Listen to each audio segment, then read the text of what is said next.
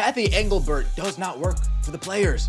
Shh, quiet. Cathy Engelbert works for the owners. You still just have one player that is the draw. One player. That is it. Y'all thought Caitlin Clark was going to save this shit. Oh, my God. There's this perception that the players don't understand the business. That there is a perception that the players don't understand business. They just kind of ignored everything we say. Cathy Engelbert made headlines with a stunning statement. There's this perception that the players don't understand the business. There's this perception that the players don't understand the business. Does Cathy feel this way herself? Potentially, perhaps, most likely. That line didn't just spark backlash. It exposed the growing divide between the league and its own stars. These are really the owners thinking this. This is Cathy relaying information to Aneka so she understands firmly where the owners sit on these particular demands that these players are having. Now fans are asking, is she really neutral or a hidden hater of WNBA players like Caitlin Clark? And hopefully enough fans, enough supporters are going to get on our side and start holding up their pitchforks and torches, marching at the door of Cathy Engelbert, screaming at the owners. In another direct quote, players revealed Engelbert told them to their face, "You don't understand business." This wasn't whispered in backrooms, it was delivered straight to the people risking injury and carrying the league. The frustration among the players was already high due to unfair proposals. It's been made pretty clear that there is a perception that the players don't understand business. Cathy Engelbert told that to me to my face. Cathy stood up to the players and said, "You guys don't understand business." But this line confirmed the worst fear that the commissioner didn't just disagree, she looked down on them. It's hard to see that as anything but a slap from someone who's supposed to fight for both sides. Mercury forward Satu Sabali characterized the league's response as a, quote, slap in the face. They just kind of ignored everything we say. The way owners through Engelbert handled Caitlin Clark's rise shows a deeper issue. One host broke it down plainly. They're treating the only player that draws money, Caitlin Clark, like she doesn't matter. When the league should be rallying behind her, it's instead showing signs of jealousy, resistance, and underappreciation. Cathy Engelbert does not work for the players, and the current product, without 22 in Indiana, doesn't do that. The only team that does that is that team. Sorry. Cathy gets it. The owners get it. So many players had the disdain for Clark. Her joining the league. From hard fouls to backhanded rankings, it's clear not everyone is happy about her stardom. And instead of protecting this once-in-a-generation talent, Cathy appears to be enabling the cold shoulder. Cheap shot from Marina Mabry. I mean, and then, of course, mimicking the one from Kennedy Carter. What on earth? What are you doing? And Caitlin dishes it out too. But how on earth is someone like Marina Mabry and knocks Caitlin to the ground? What if she's... Cathy Engelbert does not work for the players. Her number one priority is to make sure that those team owners are happy. During tense negotiations, it became clear Engelbert works for the owners, not the players. Multiple voices confirmed. Her job is not to protect athletes, but to make the owners money. Cathy Engelbert does not work for the players. Shh, quiet. Cathy Engelbert works for the owners. A game 4 days later with Caitlin Clark had 2.1 million viewers. That means players like Caitlin Clark, no matter how game-changing, are only valuable if they serve the business model. And if they push for better treatment or pay, they're brushed off. This truth exploded online, with fans accusing Cathy of hiding behind fake neutrality while undermining the very people growing the league.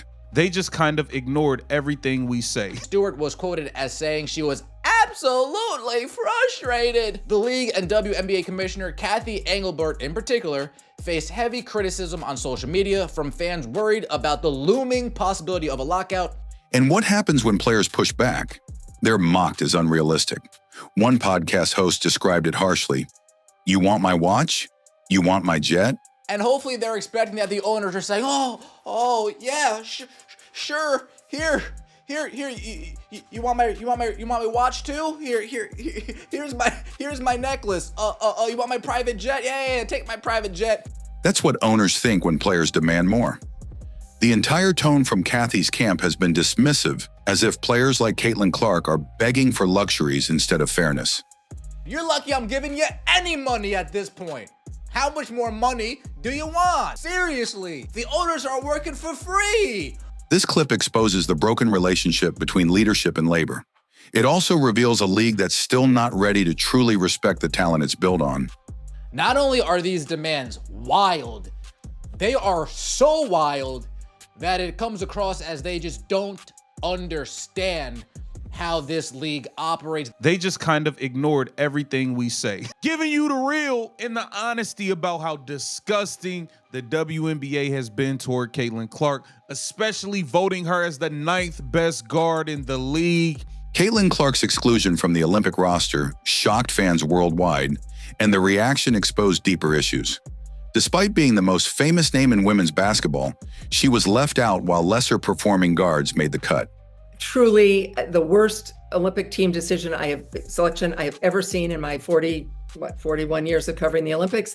The woman that is just past not only all the female basketball players, but the male ones, Pistol Pete Maravich, to be the greatest scorer in Division I college basketball history. Journalists confirmed that even international reporters asked, "Where is Caitlin Clark?" at major global events. It was a missed chance to globalize the sport. And when her stats were compared to veterans like Diana Taurasi, Clark was actually outperforming them, yet still overlooked. That's not just an oversight. That's a message. I had a Brazilian journalist come up to me in Paris and say, "Where's Caitlin Clark?" Oh, wow. I had a British journalist who asked me, couldn't wait to see her at the Olympics. What sport doesn't want to reach a global audience? Women's basketball had that opportunity. Analysts have been blunt. How is Caitlin Clark ranked 9th best guard in the league, but getting face guarded full court in an all-star game? Players feeling their feelings? They was picking her up full court in the All-Star game, and then you gonna say she 9. Y'all Picking her up full court in an all-star game, but then saying she's 9th. That's crazy, and I've never seen anybody get face guarded, denied the ball 94 feet in an all-star game. Players were denying her the ball 94 feet in a friendly match behavior never seen before. It wasn't defense. It was a statement. While the league claims to celebrate her, some players seem determined to humble her. She's the most flagrant fouled player since she's got in the league, but she's the 9th best guard. She sure is getting an awful lot of attention from y'all for being so whack. Voting her 9th while treating her like their biggest threat? It reeks of jealousy, resentment, and possibly a deeper agenda. You guys have made it very easy for people to feel like you are not likable. When you are blatantly, flagrantly fouling people, it makes it easy for people to have a lot of dislike and hate, resentment toward y'all. Inside the WNBA, there are whispers of resentment. In a league that is 74% black, many players' legends even never receive the attention that Caitlin Clark does. Some insiders openly acknowledge there's jealousy. I'm mostly curious. This 74% black league is interesting. Did you get a sense that there was, I know the word jealousy is very polarizing, but like there's been a lot of great African-American basketball players in the WNBA, a ton of them. One even said bluntly, "You try for years and get no spotlight, then a rookie shows up and becomes the face of the league overnight." The conversation isn't just about basketball anymore. It's about identity, legacy, and who gets to be seen as a star. Clark has become the lightning rod for all of it. You've been doing something for a long time and you've been trying hard, and people, mostly people haven't paid attention. I mean, the TV ratings have clicked up a little, but in general, it's been an afterthought. What's worse, even when Caitlin plays well, her performance is picked apart by media and even some insiders. There were intentional attempts to minimize her impact, despite viewership records proving her influence. Some journalists admitted to seeing others highlight negatives about Clark. Her statistics were better than Diana Taurasi's and some of the other guards that they picked. Mm-hmm. Yeah. So this notion she was playing poorly is just wrong. Several reporters felt this way and wanted to highlight negative, be much more negative about Caitlin Clark and minimizing her play when she was already playing so much better than most people thought. Even when her numbers exceeded expectations. The criticism isn't balanced, it's targeted. And it raises a question. Is Caitlin Clark being judged by a different, harsher standard? And he talks about the delusional fan base, following Caitlin Clark. Who would ever say that? If you've got new fans, you accept them. Perhaps the clearest evidence of disrespect came with the league's unpreparedness. Caitlin Clark was a pop culture tidal wave, and yet the WNBA had no plan for her arrival. No media training for players, no preparation for sudden fame. Why on earth did the league not have seminars and Zooms and experts available to help the players? Again, not because they're needy, but because this is unlike anything we have ever seen in sports, blaming the leadership of the WNBA. Instead of unity, it sparked chaos. Veterans seemed annoyed, rookies overwhelmed, and leadership absent. One commentator called it the biggest moment in WNBA history, and they fumbled it. With proper guidance, Clark could have been a unifier. Instead, she became a dividing line. If you help everyone understand and celebrate it, then whatever maybe jealousy or hurt feelings or just kind of uncertainty maybe can melt away. Many fans feel Caitlin Clark is being deliberately isolated, even by her own peers. During all-star activities and press appearances, she is often placed on the side, not included in team photos, or casually skipped in shoutouts. This subtle exclusion adds up. It's too much jealousy going on in the WNBA. It's nasty. What these girls have been doing with Caitlin Clark, it's just been tough to watch. But multiple voices online and in sports media have pointed out that Clark seems more like an outsider in her own league than a rookie sensation. Whether it's intentional or not, the cold shoulder she's getting doesn't reflect her popularity, it reflects discomfort with her rising status. They want to benefit off of the same person. They are clearly showing they hate. One of the most explosive issues in the WNBA today is revenue sharing, and it's where Cathy Engelbert's loyalties show clearly.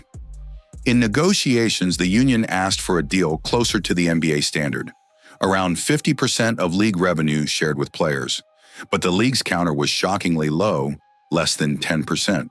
At certain junctures within the CBA negotiations, Cathy Engelbert might not necessarily be her own opinion, but she might just be relaying a message that the owners have, might be relaying thoughts that the owners are currently going through. What am I talking about? News comes out, these players are asking for 50. I would say that 15% revenue share is transformational. These players are asking for 50. WNBA players receive an estimated 9.3% of league revenue. Engelbert, who publicly acts as a neutral commissioner, essentially told players their demands were wild and showed they don't understand the business. But it's not that simple. Viewership, attendance, and merchandise are all up. So why the resistance? There's this perception that the players don't understand the business. Does Cathy feel this way herself? Potentially, perhaps, most likely. But this is really the owner's thoughts. She's probably just talking about viewership, ratings, and attendance, merchandise sales. That's it. The owners would rather see a profit before they start reinvesting into their team. They would be happy just not seeing another minus 40 million in their column. While players push for equity, Cathy and the owners argue that the league isn't profitable. One clip brutally stated, "Caitlin Clark or Michael Jordan, it doesn't matter. The league will die if it doesn't turn a profit." In other words, no matter how many fans Caitlin Clark brings in, if she asks for a bigger slice of the pie, the league won't give it. That message reflects the hard reality. Engelbert's job is not to make things fair, it's to protect the money.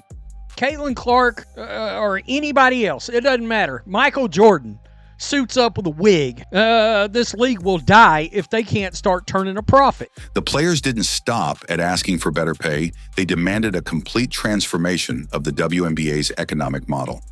They proposed an equity-based system where salaries rise with the league's success. But the owners, with Cathy speaking for them, were unwilling to give up that control. One clip quoted Cathy's line, "You want everything, F a profit." It was dismissive, and it exposed the tension between vision and greed. The players want a future, the owners want guarantees. Transforming the current system, which imposes arbitrary and restrictive caps on the value and benefits players receive, by introducing an equity-based model that grows and evolves in step with the league's business success. Player salaries, establishing clear distinctions between salary and bonuses, ensuring players receive wages that properly reflect their value and contributions to the league's growing business. Even expansion, which fans see as a good sign, comes with a hidden agenda. The league secured 2 new expansion teams, each reportedly paying $250 million in entry fees. But players are seeing none of that windfall. Instead, the response to their demands remains frozen. The record-breaking $250 million expansion fees paid by each of the new ownership groups in Cleveland, Detroit, Philadelphia, coupled with a new... We are not even getting any money from WNBA expansion. One analyst noted, they're making money, but still say it's not time to share. Cathy's defense? The league needs more time to stabilize. Yet players know what this means. The people making the money aren't the ones playing the games. When do I get my money? When do I see a return? When am I out of the negative? When is anything going to happen positively for us, and other than being, oh, look at all the nice PR those owners are doing? Other than that, if they have a lockout, shut the league down, there's a real chance they run Caitlin Clark out of the league. Fans are ready to storm Cathy Engelbert's door.